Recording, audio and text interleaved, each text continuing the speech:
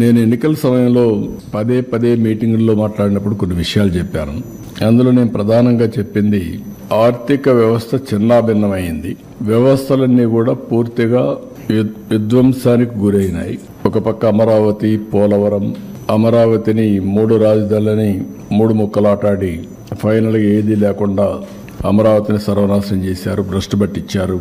పోలవరం ఆంధ్రప్రదేశ్కు ఒక life line, జీవనాడి. అలాంటి అమరావతి పూర్తిగా అంటే పోలవరాన్ని గోదావరిలో కలిపేశారు. ఎవరికి అంతుబట్టినటువంటి విషాదం అది.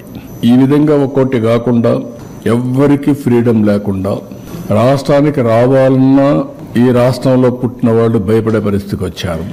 ఈ రాష్ట్రంలో పుట్టి ఇక్కడ ఇండస్ట్రీ పెట్టాలి అని పెట్టిన వాళ్ళు వేరే రాష్ట్రాలకు పారిపోయే పరిస్థితికి వచ్చి తరిమేసే పరిస్థితికి వచ్చారు. ఇలాంటి సోమని సంఘటనలు అవన్నీ పోవడం లేదు.